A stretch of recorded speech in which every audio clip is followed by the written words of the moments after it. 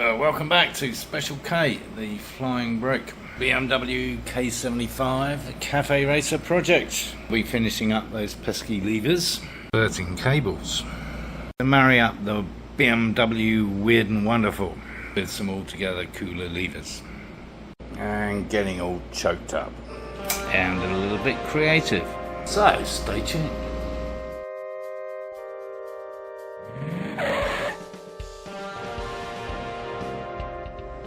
One clutch fitted and hopefully working.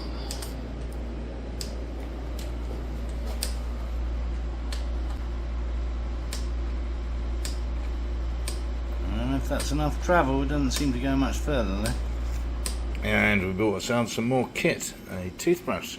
No, it's a soldering iron. This entire kit is rechargeable. It's got various heads to it, which is pretty cool, and 2 rolls of solder, which is quite nice.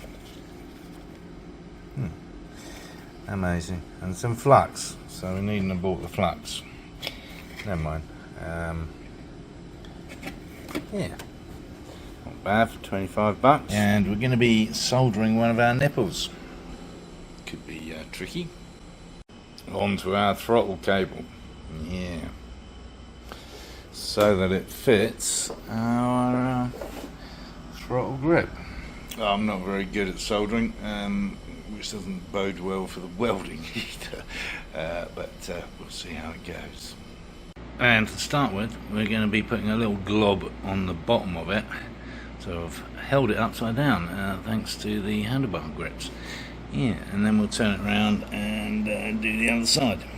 And we're going to dip it all in this liquid flux, which should give us a better adhesion. Heats up pretty fast, as usual. Not pretty, but I think it's done the job. We'll find out later when it cools down. Meanwhile, all this shit arrived. Apparently it's Christmas. Pink packages, not for me. I did get a little one though, just in time.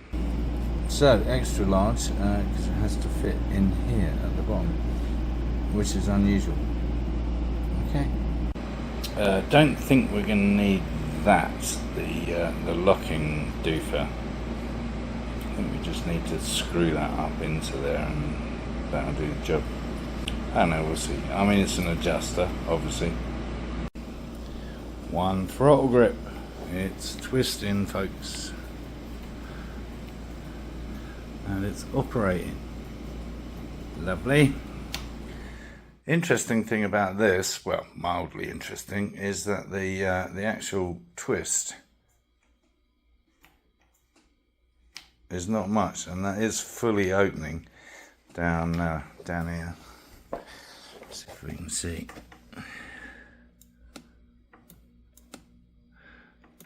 And fully closing. So I can only imagine that this acts as some kind of gearing on that and gives you, in conjunction with that other device in the handlebars, it gives you a longer twist to fully open the throttle. So I guess we've created somewhat of a hair trigger for the throttle, so it'll be beautifully mad wheelie is what BMW stands for. Careful with the throttle.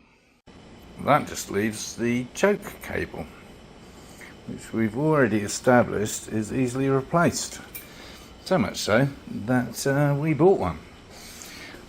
Not quite sure where we're going to put the knob. Always tricky finding the appropriate orifice for your knob. I kind of like that just because it's readily available. The problem is it means every time you want to take the fuel tank off, you'd have to disconnect the choke cable. There is a plate in here, there. We could certainly drill a hole through that and mount it in there. I think that's probably where we'll end up putting it. One choke knob. Lovely.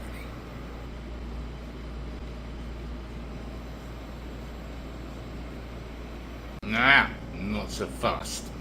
Well, of course it's not going to work, because you didn't check everything, did you? That's too short. I mean, that.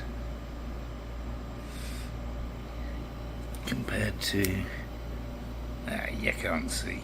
You'll just have to take my word for it. The BMW extrusion of cable from the end of the outer casing is about an inch longer, something like that.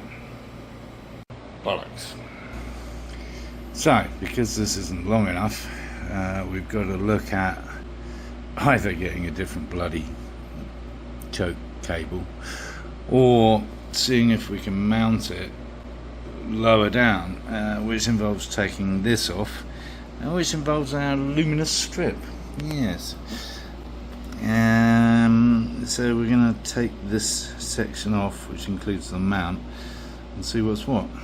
Which also included another magic wand. If you haven't got one of these, you need one. I've got several. Magnetic doofer, because otherwise that would have dropped into oblivion. This one's particularly useful because it's all bendy, so you can get it into ridiculous spaces. How we're going to get those back in there, I have no idea, honestly. I'm sure it will involve a lot of swearing and cursing. And typically that's no help at all, because this is kind of part of that whole fuel rail thing. So yeah, that's not helpful. Good news, we've found a choke cable that's long enough. There it is. Well, at least in one department. This department, yeah. Very short. And of course the wrong nipple. But that's not a problem. Trouble is, being so short, where the hell are you going to mount it? It's going to have to be somewhere around here, like so. I was thinking something like one of these, but of course, despite the large variety of sizes I have, they're either too big or too small. Because all we need is basically something like that it mounts to, that you can pull against. But I don't like that. Although I suppose if it was painted black, it would kind of disappear. I don't know, we'll see. A drawer full of such bracketry and odds and sods, and yet nothing will kind of do the trick. I did find this, which is about the best I could come up with, but I don't like it. I would have preferred to have fitted a plunger to this, but after a lot of conversation with artificial intelligence, it just seemed complicated and messy. So I decided to revisit the longer version, having drilled a bloody great hole in the frame for it. And my wife tells me I'm persistent. No, stubborn. That's it, stubborn.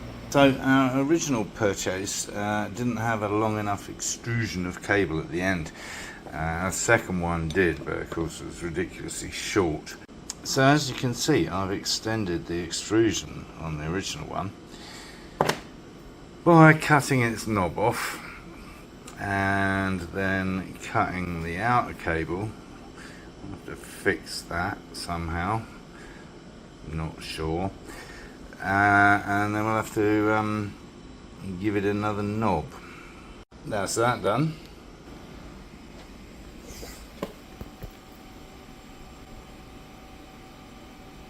The one on the bike is 6mm. And of course all the others I have are 7, 8, 9mm. Just removing the BMW cable, which is a bit of a fiddle. Just as well we did that before we soldered that on, because there's no other way to get the adjuster other than cut the nipple off. So that's on there now. Lovely, fits good. We're just waiting for our 6mm nipple clamp, and then we can get all that sorted.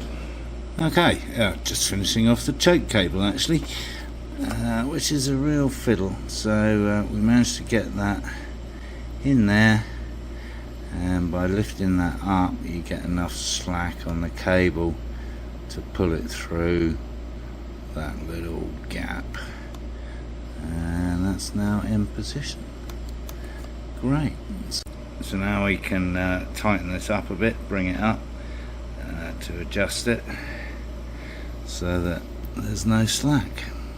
And that's actually easy to do as soon as you see the lever itself start to lift. You just back off a bit and job's good. So that's all locked down in place now. Lock nut. Cool. And for now I've actually looped it over the top of that electric box mount on the frame, just so we get a nice straight line in there, and tie clipped it there. But testing, lovely. One choke knob. Just going to refit this now. Slots on there like so, and then just a screw here on the other side to secure it. And we're using a nice little short Phillips because there ain't room to get a bigger one in. And to get to the other one, the longer the better, honestly, for the screwdriver, and that's just long enough. But yeah. Alright, fiddle. Of course I dropped it once, but I found it. I've got to say, after all that performance, all the choke cable seems to do, choke lever, is actually open the throttle about quarter open, not even. So maybe we didn't need it at all. I don't know. Never mind, we got one. Right, better get on with these, I suppose, and all that. Something to look forward to. Maybe next time around. Oh, do tune in again. If you thought the video was any good, give it a thumbs up, subscribe down here if you haven't already, and of course encourage others to watch my lunacy.